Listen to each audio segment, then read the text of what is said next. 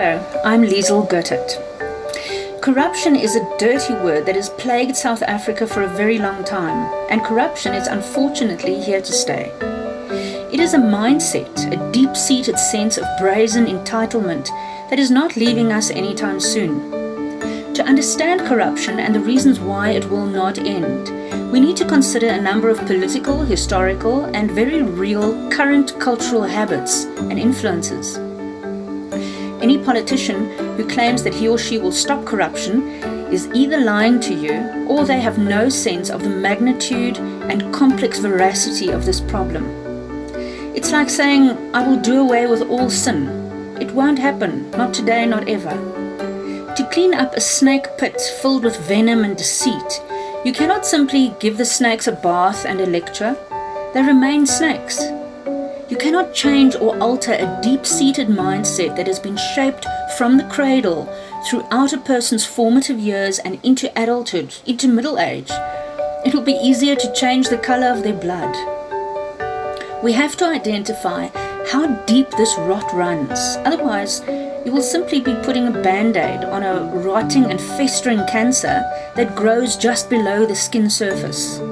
We have to identify the why and the where did it start.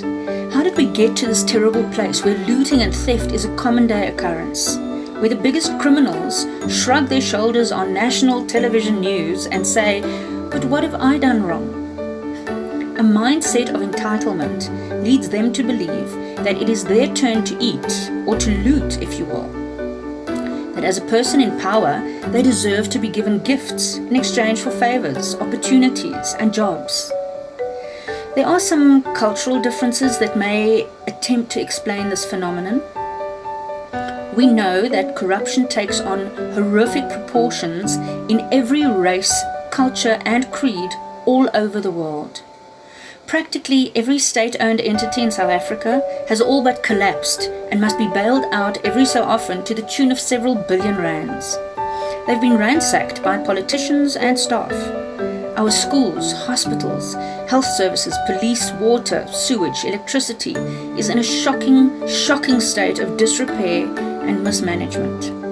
At the risk of oversimplifying it and not excluding exceptions, I'll give you a few examples. At an African funeral, friends and family come from far to pay their respects and to celebrate the life of the deceased. Money changes hands. Friends and family contribute cash towards the event. This does not happen at a white person's funeral. It's not grand. People give flowers, but they hardly give money. The same goes for weddings. An African bride is paid for in ilobolo money. The father will not give his daughter's hand in marriage before he receives compensation for raising her. This practice is still a very real and treasured African practice. At a wedding for white people, the couple may be given a nice wedding gift for their home. There's no exchange of money between the families for the bride. They shy away from blatant cash. At an African girl's 21st birthday party, cash notes are pinned to her clothing and headgear.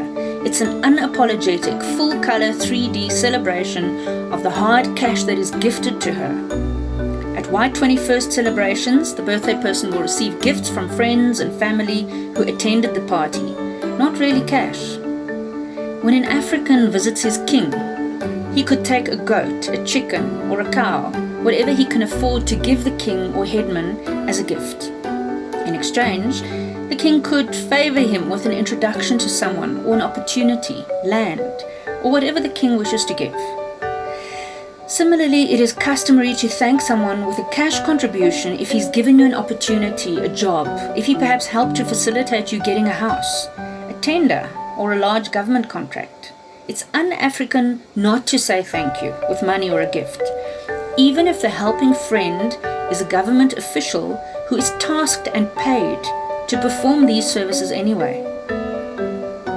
I can well imagine that these practices of giving originated from a good place where the wealth had to be shared by all who lived in the village.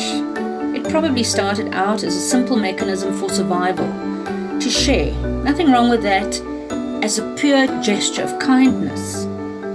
After African society in South Africa was excluded from democratic political participation, and mainstream economic activity during apartheid, a dual capitalist and socialist practice developed simultaneously and by default.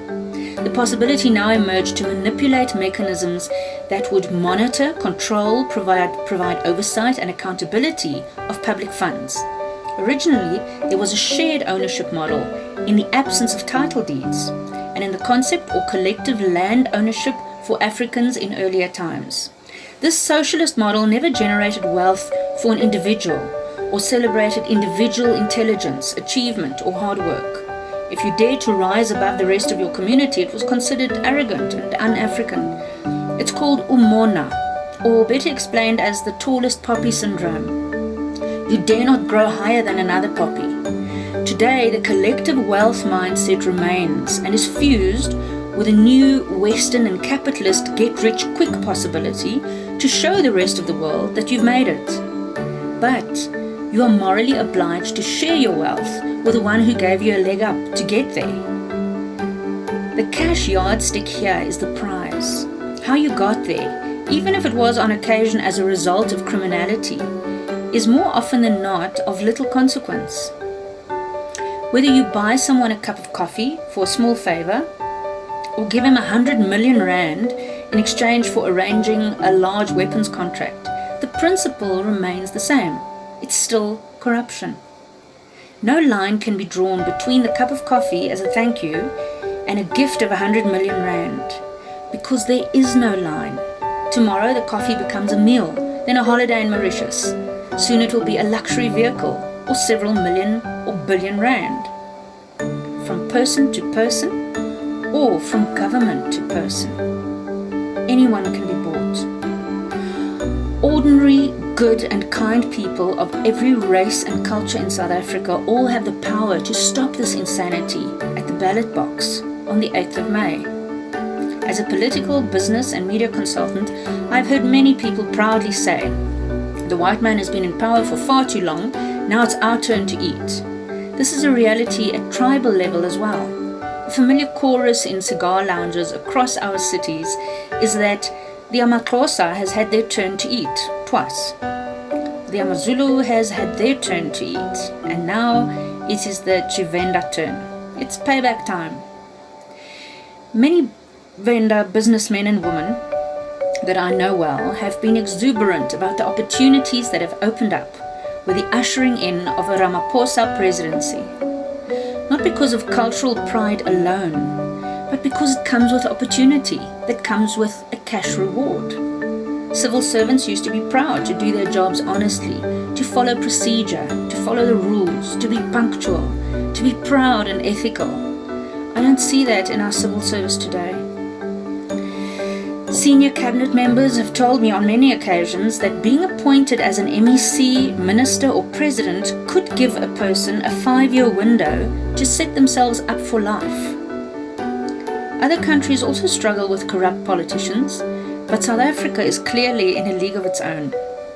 Senior party members are on record saying that all in their executive has skeletons and that they dare not speak out about each other's crimes. When a whole generation around you endorses this, you will naturally have criminal leaders who honestly believe that they have done no wrong. Now, show me the politician that has the courage, the means, and the political support in numbers to remove that rot in practice and in the minds of a whole generation.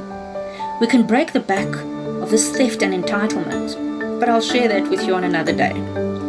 Election PR alone will not make a dent in this magnitude of greed, deceit, and thievery. Send me an email for comments or requests on other topics that you would like to have an opinion or analysis on. Business inquiries from new clients can be directed to Berengia for Strategic Business Solutions. I wish you well, and thank you for listening.